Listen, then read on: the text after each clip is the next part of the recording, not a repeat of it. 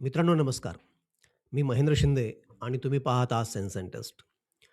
मित्रांनो मला कालच समजलं, की लल्लन टॉप हा जो कार्यक्रम आहे सौरव द्विवेदी यांचा, अतिशय गाजलेला कार्यक्रम. आपणही पाहिला असेल बहुतेक वेळा. त्या कार्यक्रमातून सौरव द्विवेदी यांची गच्छंती झालेली आहे. खरं म्हणजे ही न्यूज पचवायला फार अवघड गेली. कारण मी समजत असे आपल्यापैकी बहुतेकाप्रमाणे, की लल्लन टॉप हे जे व्यासपीठ आहे YouTubeचं ते सौरव द्विवेदी यांच्या पर्सनल मालकीचं आहे. स्वतःच्या मालकीचं आहे. परंतु ते तसं नाहीये हे मला कालच कळालं. ते इंडिया टुडे ग्रुपचं आहे आणि कालच सौरव द्विवेदी यांनी आपल्या X अकाउंटवरून त्यांनी सांगितलं, की मी लल्लन टॉपमधून बाहेर पडतोय म्हणून. अर्थात ते स्वतःहून बाहेर पडलेत, की त्यांना राजीनामा द्यावा लागला, हे आता पुढे कळेलच. आणि गेस करण्यासाठी, अंदाज बांधण्यासाठी ते काही फार अवघड असं नाहीये. कारण आजकाल रवीश कुमार असतील किंवा सौरव द्विवेदी असतील किंवा आशुतोष असेल, अशा लोकांना ज्या प्रकारे बाहेर काढलं जातंय, ते पाहू जाता, हेही त्यातलंच एक प्रकरण आहे, हे कुणीही सांगेल. आपल्यासारख्यांना वाईट वाटण्याचं कारण असं, की सौरव द्विवेदी हे अतिशय समतोल भूमिका घेऊन येत होते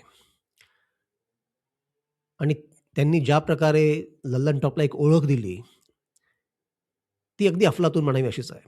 लल्लन टॉप म्हणजे सौरव द्विवेदी आणि सौरव द्विवेदी म्हणजे लल्लन टॉप असं काही समीकरण प्रेक्षकांच्या मनामध्ये आहे. मी तर असं म्हणेल, की रवीश कुमार यांच्याप्रमाणेच सौरव द्विवेदी यांनी सुद्धा ही जी पत्रकारिता आहे,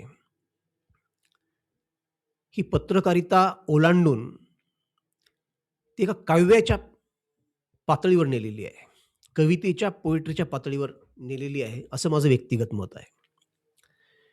त्यांनी घेतलेल्या मुलाखती असू देत किंवा त्यांनी घेतलेले बाकीचे कार्यक्रम असू देत, इतर न्यूज कंटेंट असू देत, त्यांची जी भाषा होती आणि त्यांचं जे निवेदन असायचं, ती एक कविता होती. अगदी ज्या प्रकारे ते आपल्या पाहुण्यांचा परिचय करून देत असत, ते अगदी अफलातून होतं. म्हणजे रवीश कुमारनी मला एक एपिसोड आठवतो, की मुघल-ए आझम या चित्रपटाचा पटावर त्यांनी एक कार्यक्रम केला होता. म्हणजे चित्रपटाची जी निर्मिती प्रक्रिया आहे, चित्रपटातील कलाकार आहेत, त्या दरम्यान काय झालं, वगैरे, वगैरे. तो एपिसोड जो होता, तसे इतरही अनेक एपिसोड आहेत. त्या एपिसोडमध्ये रवीश कुमार यांनी हे सगळं प्रकरण जे आहे निवेदनाचं आणि एकूणच सगळा जो कार्यक्रम होता, तो काव्याच्या पातळीवर नेला होता. त्याप्रमाणेच अलीकडच्या काळामध्ये सौरव द्विवेदी यांनी लल्लन टॉप हे फार उंचीवर नेलं होतं. म्हणजे आमिर खानसारखा माणूस या चॅनलला 5.5 तासाची अगदी दिलखुलास मुलाखत देतोय. यावरून लल्लन टॉपची विश्वासार्हता आणि उंची, क्रेडिबिलिटी आणि क्लास आपण कल्पना करू शकता. मित्रांनो, सौरव द्विवेदी हे जर्नलिझममधून आलेलं व्यक्तिमत्व आहे. त्यांनी पहिल्यांदा नवभारत टाइम्स, दैनिक भास्कर यातून काम केलेलं आहे प्रत्यक्ष जमिनीवर आणि 10 एक वर्षापूर्वी त्यांनी लल्लन टॉप सुरू केलं. म्हणजे इंडिया टुडेनं सुरू केलं आणि सौरव द्विवेदी हा कार्यक्रम कंडक्ट करून राहिले होते. परंतु एखादा कार्यक्रम, एखादा निवेदक इतक्या उंचीवर नेऊन ठेवतो, की नंतर प्रेक्षक ते व्यासपीठ आणि तो निवेदक एकच मानायला लागतात आणि सौरव द्विवेदी यांच्या बाबतीतही तेच झालं. लोकांना वाटायला लागलं, की हे व्यासपीठ सौरव द्विवेदी यांचंच आहे. परंतु कालच्या बातमीनं अनेक जण खट्टू झाले असतील. कारण सौरव द्विवेदी जवळ जो क्लास आहे आणि जी मॅच्युरिटी आहे, जी भाषा आहे, ती मला तरी तर आता कोणामध्ये दिसत नाहीये. एक रवीश कुमार सोडले तर. ही घटना झाली आहे. परंतु या घटनेमागे मागे काय आहे? हे आपण लक्षात घेतलं पाहिजे.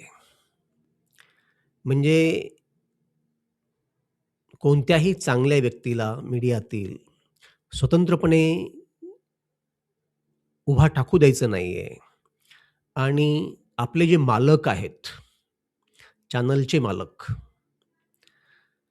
त्यांची भूमिका, त्यांचे राजकीय त्यांचे मेंटर्स, ज्यांच्यावर त्यांचा राजकीय वरदहस्त आहे,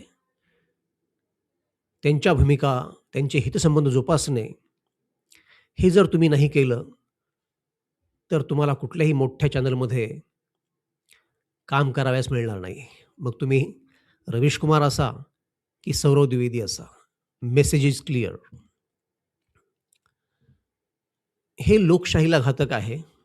हे आपल्या सामाजिक राजकीय जीवनाला घातक आहे. तुम्ही कोणत्याही पक्षाचे असा, परंतु अगोदरच मीडियामध्ये निकोपता फार कमी आहे. अशा स्थितीमध्ये रवीश कुमारचं एन-डी-टी-व्हीतून जाणं किंवा सौरव द्विवेदी यांची मी तर म्हणेल लल्लन टॉपमधून हकालपट्टी होणं, ह्या दुःखद घटना आहेत आणि त्या केवळ घटना नाही आहेत. घटना असत्या तर आपण सोडूनही दिल्या असत्या एखाद्या वेळेस. परंतु पुढे काय वाढून ठेवलेलं आहे भविष्यामध्ये आपल्या सामाजिक राजकीय जीवनामध्ये, त्याचं ते द्योतक आहे, त्याची ती नांदी आहे. म्हणून अशा घटनांना विशेष महत्त्व असतं. तुम्हाला काय वाटतं या संदर्भामध्ये हे तुम्ही मला कमेंटमध्ये कळवून सांगा. आपलं काय मत आहे या कार्यक्रमाविषयी लल्लन टॉप आणि सौरव द्विवेदी हेही सांगा. हा व्हिडिओ आवडल्यास लाईक करा, शेअर करा. असे व्हिडिओ मी आपल्यापुढे नंतरही आणत राहील. त्यामुळे चॅनलला सबस्क्राईब करा. तोपर्यंत नमस्कार.